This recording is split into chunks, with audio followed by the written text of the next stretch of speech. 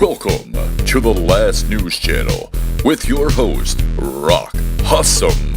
The Last News Channel, the first place you want to go when the last thing you want is to hear fucking news. Tonight, filling in for Rock Awesome, here's Rich McSellout III. Rich McSellout here once again, filling in for Rock Awesome, who's home today with a severe case of Percocet withdrawal. We expect him to make a full recovery by Monday, when his dealer gets back into town. Now, for tonight's main story. Really? Did Rock write this?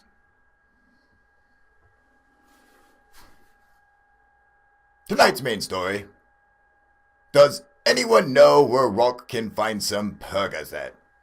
Apparently he can't wait till Monday. He's at home shivering, pooping, sweating it out in his mother's basement. But first, headlines. We begin tonight's broadcast.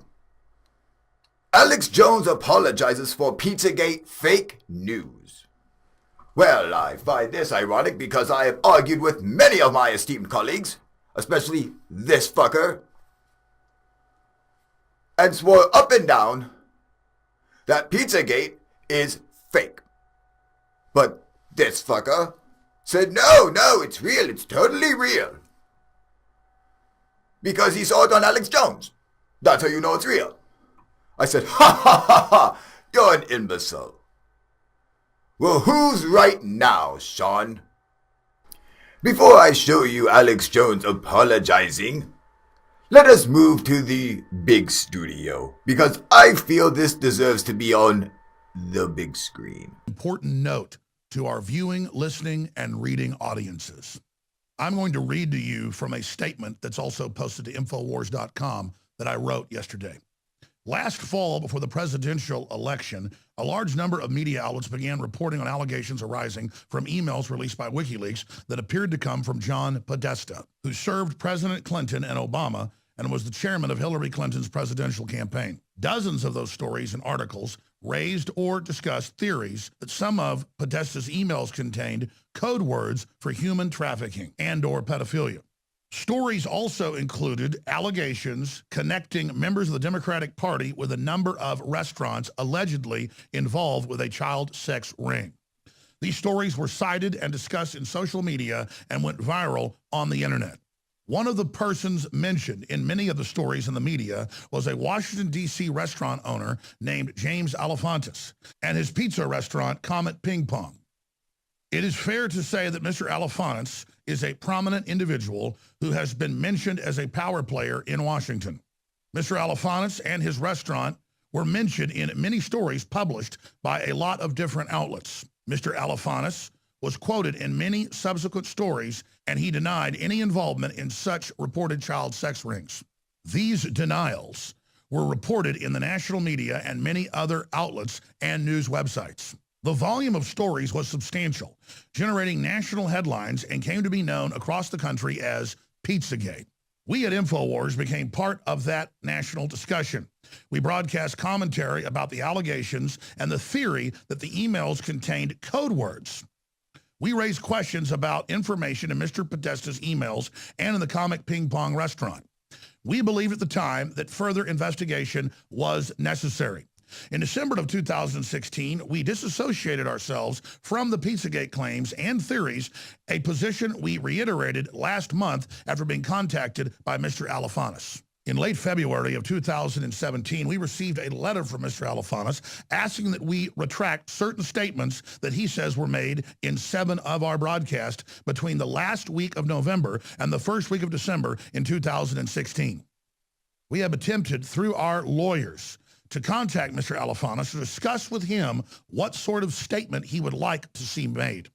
In our commentary about what had become known as Pizzagate, I made comments about Mr. Alefantis that in hindsight I regret and for which I apologize to him. We were participating in a discussion that was being written about by scores of media outlets in one of the most hotly contested and disputed political environments our country has ever seen. We relied on third-party accounts of alleged activities and conduct at the restaurant. We also relied on accounts of reporters who were no longer with us. This was an ever-evolving story, which had a huge amount of commentary about it across many, many media outlets. As I have said before, what became a heightened focus on Mr. Alefantis and Comet Ping Pong by many media outlets was not appropriate. To my knowledge today, neither Mr. Alefantis nor his restaurant, Comet Ping Pong, were involved in any human trafficking, as was part of the theories about pizzagate that were being written about in the media outlets and which we commented upon. I want our viewers and listeners to know. Well, would you look at that? I told you this entire time, but you didn't want to listen to me, and I told you it was fake. I told you. This man is a liar, and I said that it was fake. But did you want to listen to me? No! You don't listen to me!